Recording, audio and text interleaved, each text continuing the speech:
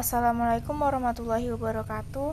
Perkenalkan, nama saya Ibla Sensia dari kelas 10 IPA 3 SMA Harapan Mandiri Medan. Pada video kali ini saya akan menjelaskan sedikit pengertian tentang grammar untuk memenuhi tugas proyek bahasa Inggris. 1. Pengertian grammar.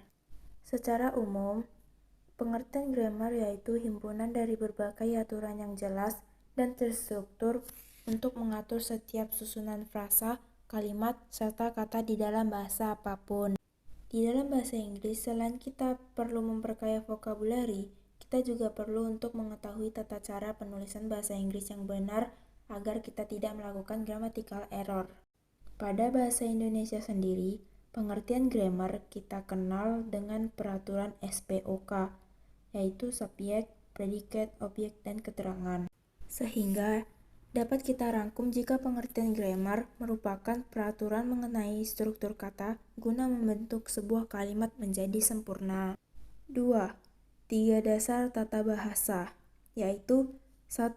Etimologi, merupakan ilmu yang mempelajari mengenai cara untuk menyusun berbagai huruf bahasa Inggris yang pas ke dalam suatu kata bahasa Inggris. Pada etimologi, kata di dalam bahasa Inggris dikategorikan menjadi 8 bagian berbeda yang disebut sebagai the 8 part of speech. Kedelapan kategori tersebut diantaranya yaitu noun, adjective, verb, pronoun, adverb, preposition, conjunction, interjection. 2. Sintaks merupakan suatu ilmu yang mempelajari mengenai cara menyusun kata dalam bahasa Inggris agar menjadi suatu kalimat yang sesuai atau tepat. Atau dengan kata lain, sintaks adalah bagian dari tata bahasa yang mempelajari mengenai proses untuk membentuk suatu kalimat. 3. Ortografi adalah suatu sistem ejaan sebuah bahasa yang wujudnya berupa lambang atau tulisan. Di dalam ortografi terdapat kapitalisasi, masalah ejaan, tanda baca, serta pemenggalan kata. Beberapa bahasa yang ada di dalam ortografi antara lain: A. Word, dalam rangkaian dari beberapa huruf yang berbentuk suatu arti. A. Word adalah rangkaian dari beberapa huruf yang membentuk suatu arti. Contoh: money, uang, month, bulan. B. Letter atau huruf adalah suatu lambang atau gambaran dari bunyi atau tanda goresan yang dilafalkan atau diucapkan. C. Syllable atau suku kata adalah beberapa bagian dari suatu kata yang bisa langsung diucapkan. Contoh: book, glass, clever. Syllable juga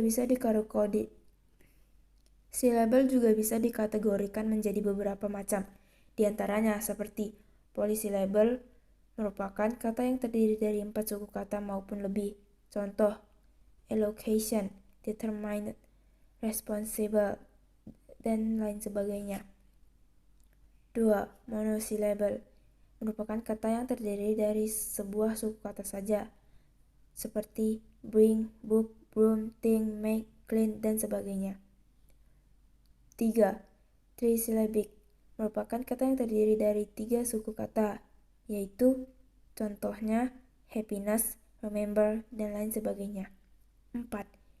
Dissyllable merupakan kata yang terdiri atas 2 suku kata, contohnya lazy, crazy, like, happy, dan lain sebagainya. 3. Fungsi grammar. Di dalam setiap bahasa, dalam menyusun suatu kalimat agar menjadi suatu susunan yang lengkap adalah hal yang sangat penting. Hal tersebut guna menghindari adanya kesalahpahaman arti dalam sebuah kalimat, seperti I miss. Cukup membingungkan, bukan? I miss. Siapa, apa, kita tuh rindu apa? Sehingga pada intinya pemakaian grammar itu penting agar kalimat yang diucapkan jelas. Komponen grammar yaitu yang pertama, noun, merupakan kata benda mewakili sebuah benda baik yang hidup dan mati, seperti human, girl, river, boy, dan lain sebagainya. Nama hewan, orang, maupun tempat juga termasuk ke dalam noun. 2. Sentence. Suatu kalimat atau sentence dianggap telah lengkap jika mempunyai subjek dan predikat di dalamnya. Sentence juga dapat dilengkapi dengan menggunakan objek. Subjek dapat memakai dua hal, yaitu noun serta pronoun.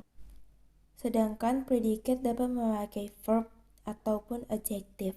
Beda halnya dengan bahasa Indonesia. Sentence pada bahasa Inggris harus dilengkapi dengan menggunakan be atau to be, merupakan kata yang fungsinya untuk menyambung noun atau pronoun dengan verb, adjektif, noun maupun pronoun yang lainnya. Be tidak mempunyai arti, namun memiliki peran yang sangat krusial. Tanpa adanya be, maka tidak akan terdapat kalimat yang dapat terbentuk. Positive sentence, yaitu screenshotan to be. 4. Adjektif merupakan suatu kata yang dipakai guna mengungkapkan sifat atau ciri dari sesuatu. Pada umumnya, adjektif ini dipakai untuk mendeskripsikan apa yang kita tangkap dengan menggunakan panca indera, baik itu dari suara, penampilan, kesan, rasa, dan juga bau. 5. Verb merupakan kata kerja. Berdasarkan dari waktu penggunaannya, terdapat jenis verb, yaitu verb 1, verb 2, verb 3, serta verb ing. Berikut keterangannya. Verb 1 bentuk dari kata kerja dasar seperti sleep, work, drink, eat, and sing. Verb 2 bentuk dari kata kerja untuk simple past. Contoh, slept, sang, worked, drunk, ate, dan lain sebagainya.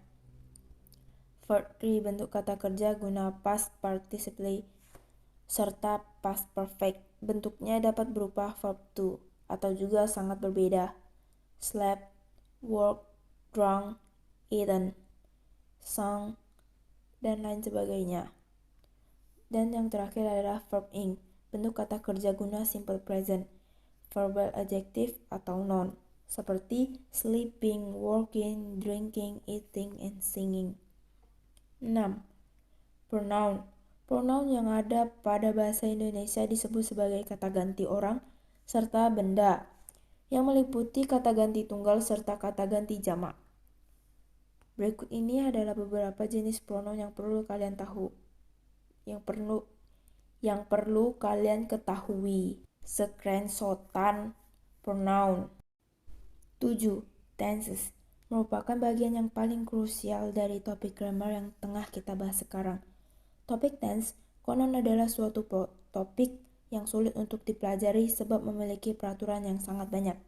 Tetapi kita tidak akan membahasnya sekarang juga, sebab memang topik tense sebetulnya tidak susah namun lumayan panjang penjelasannya. 8. Determiner merupakan suatu kata atau kelompok kata yang diletakkan di depan kata benda guna membatasi arti kata benda tersebut. Contoh, the, an, a, any, some, dan lain sebagainya. 9. Preposition atau kata depan merupakan kata atau kelompok kata yang pada umumnya ditempatkan di depan kata benda maupun kata ganti guna menunjukkan hubungan arah, letak, maupun waktu terhadap kata benda tersebut. Contoh, in, on, dan at. 10. Adverb atau kata keterangan merupakan suatu kata yang digunakan untuk mendeskripsikan kata sifat, kata kerja, maupun kata keterangan yang lain. Contoh, fast, slow, careful, very, dan lain sebagainya. Sekian dari saya. Saya mohon maaf apabila ada kesalahan ataupun ada kekurangan. Saya akhiri. Wassalamualaikum warahmatullahi wabarakatuh.